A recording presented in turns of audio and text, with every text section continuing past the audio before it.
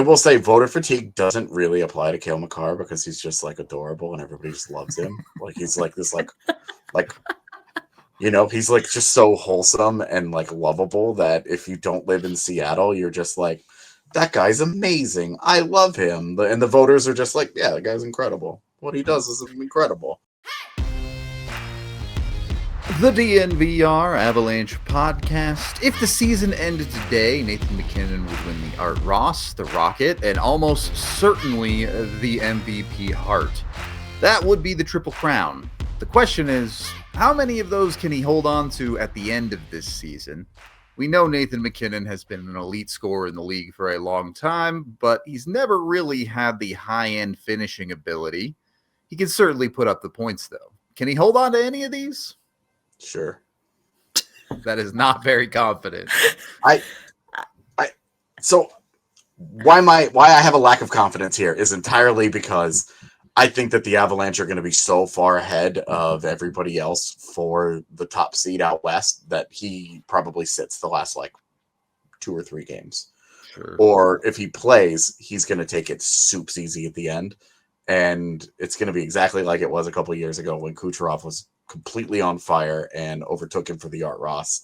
And he just coasted and was just like, yeah, who cares?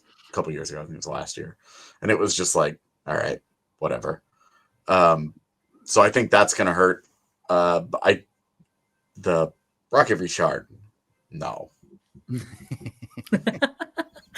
I think, yeah, taking away 3 is probably a little generous. I think you could make a conversation for the Hart.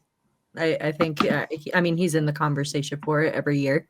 I don't think that's much of a stretch, but that's probably the only lockdown. Like if Mackinnon can win anything, it's going to be this one. Yeah. Yeah. I think there is a very real possibility that Nathan Mackinnon doesn't even end up with the most goals on the Colorado Avalanche. If we're talking about the Rocket, Marty Necas is right there as well. Although Necas is shooting like 30% this year. So that's probably not going to continue either.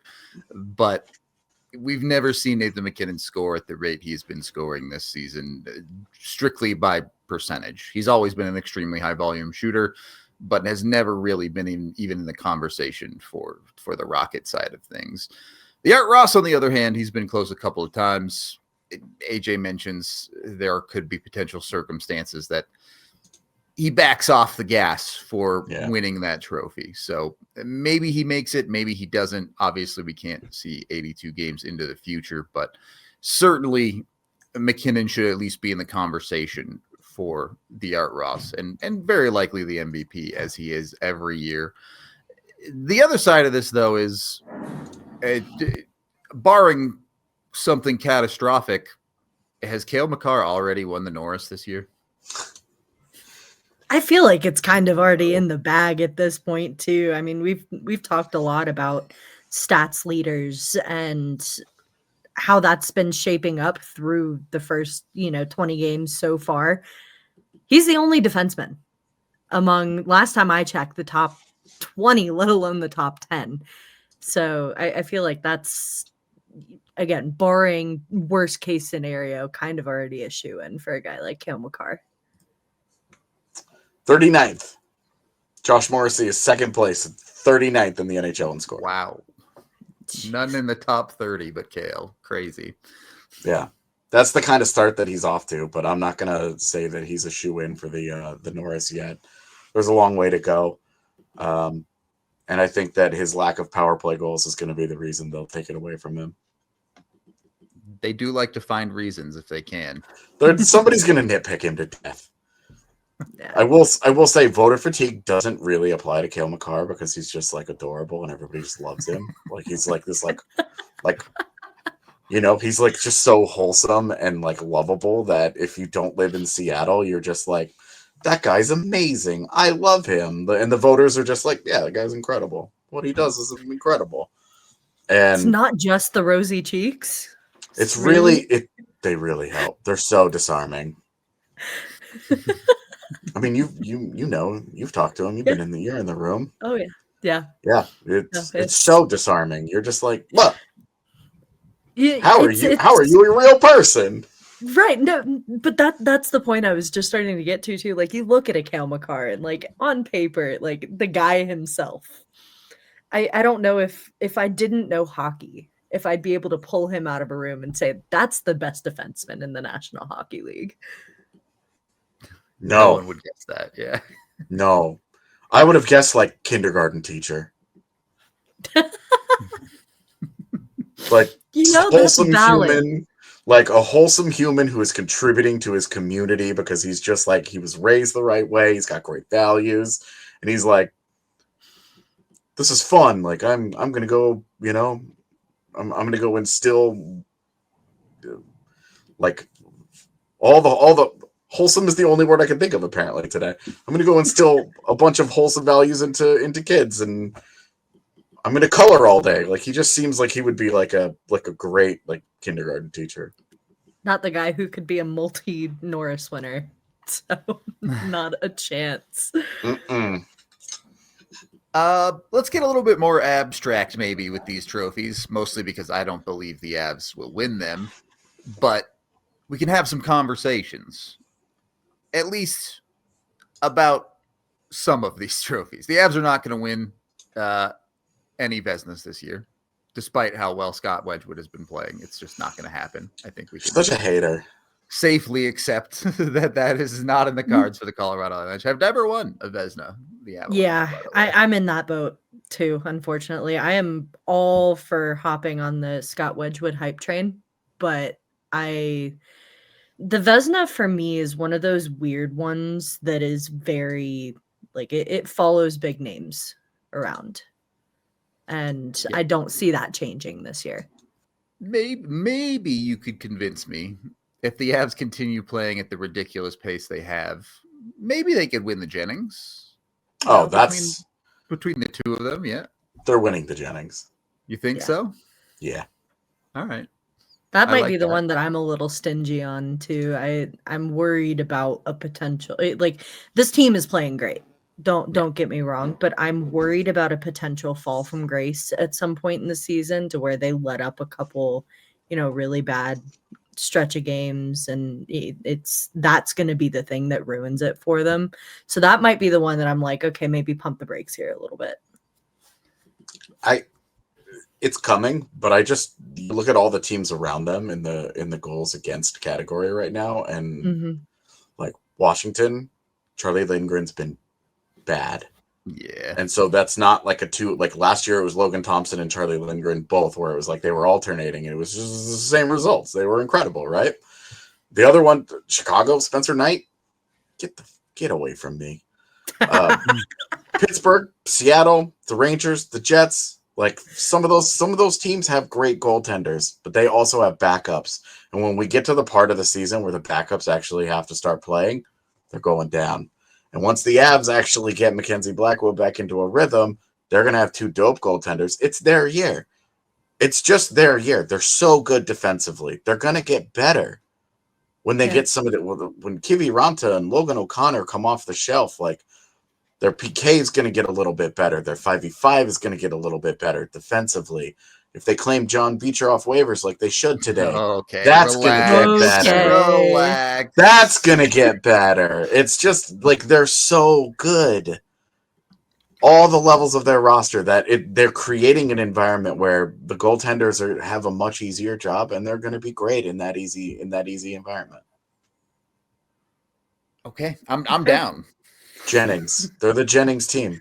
They're gonna lead in goals for. They're gonna lead in goals against. They're gonna win the President's Trophy. That's their year, man. I'm here for this. Shoehorning this one in. Not gonna win the trophy, but can Gavin Brindley finish top 10 for the Calder? No, not even top 10. He's not gonna get enough time. I think he'll get himself really close. I think there's a possibility that he can get himself really, really close, but some of that production for some of the guys who are already leading that top 10 has to fall off of a cliff, I think, for a guy like Gavin Brindley to start inching into that conversation. Yeah, it's just don't need him to be that good is the reality. Yeah. Yeah. 2 more questions for you. One, How many wins would it take for Jared Bednar to win the Jack Adams this year? 63. That is so many wins. Maybe 65. 65 is where I was gonna go, and saying like he's got to have a phenomenal season Yeah, just have in the order best season of all time. but that's what's so frustrating about this trophy, right? Is that you see all of the good things that Jared Bednar is creating here in Colorado. And that's the conversation that we're having is, okay, he needs to be like the best coach to have ever coached the game in order to finally put himself back into the conversation for this trophy. It's sickening. It's a bit silly, for sure. Yeah. The way that it gets awarded, this is one of my, like, Bailey wouldn't know this. This is something I rail against every single year. The Jack Adams is a goaltending trophy because it follows. There's a direct link between goaltenders having career years, and I just said they're going to win the Jennings, so both of those guys are on their way to career years. But and teams with low expectations, like Jim Montgomery won it a couple of years when the Bruins won 60 plus games because they won 60 plus games, and at that point you're just like, oh man, you just gotta give it to them, like you come on. If a team has a 130 point regular season, that guy's the coach of the year. Stop it with whatever like upstart team sneaks into a first wild card or whatever. Stop it with this. So that's the real problem, though, is that you're fighting perception. And you look at the Avalanche roster before the season, a bunch of people are going to be like, Brock Nelson, I don't know. And then after the season, they're going to have 136 points. They're going to win the President's Trophy. It's going to be the greatest regular season of all time. And they're going to go, well, you didn't have to do anything. Like, I could coach that roster and win 50 games. It's so easy. That's so easy. Like, the Avs are a victim in this case. Jared Bednar is a victim of how amazing the players around on his bench are. Yep, it's really, he'll never win it because of that. Yeah, I think you're probably right. Last question, including the President's Trophy, the Conn Smythe, and the Stanley Cup, and everything else. How many trophies do the Avs come home with this season? Okay. I feel like I don't want to be too homer this year, but the trajectory this team is on, I could see them coming home with all three. And the rest, but how many others as well? I'm including all the individual. Everything. Yeah. I've got 8. 8 is a crazy number. I've got 8. I got to 6. I've got 8 because I've got Nathan MacKinnon winning the Hart, Kale Makar winning the Norris. I've got the team winning the Jennings. Yeah. I've got, how did I get to 8? I've got the Avs winning. I've got the Avs winning the President's Trophy. This is 4. I've got Landeskog winning the Masterton. So that's 5. There's a sneaky one. And then I've got one of the players, one of them, MacKinnon or Makar or Scott Wedgwood, apparently, is going to win the Conn Smythe. Then the Avalanche are going to win the Stanley Cup. And in order to win the Stanley Cup, you have to win the Western Conference title, which means that's another trophy. That's how I got to 8. I think 5 or 6 is probably where I'm sitting pretty at. Bailey's a hater. I don't know. I'm usually an optimist, but I'm choosing to hold things close to my chest. I will say again, 3 of those trophies are them going to win everything. Yeah. So don't call me too much of a hater, but I think they would happily sacrifice all the other ones for that last one. Right. So. Well, if you get that last one, you have to get you have to get the Western 3. Conference. Yeah. And then you're gonna get the Conn Smythe. And like Connor McDavid nonsense was a freak of nature. So. That was how many times does that happen ever again? It happens like once every 30 years. I was gonna say the next time he does it and the Oilers don't win. Got him. No, it's okay. It can be Connor Bedard's turn to be that guy in 10 years. There you go. Okay. I'll take that. Okay. Who knows? Maybe Gavin McKennon's the next generational guy. I don't know. That's not for the topic of this show. We hope you enjoyed this DNVR Avalanche mini pod. Leave a comment down in the description saying how many trophies you think the Avs are going to win this year. Like and subscribe, support us in that way, and go check out our full podcast right here on our YouTube channel. We appreciate you, and we'll see you in the next video. We all silly like the mayor.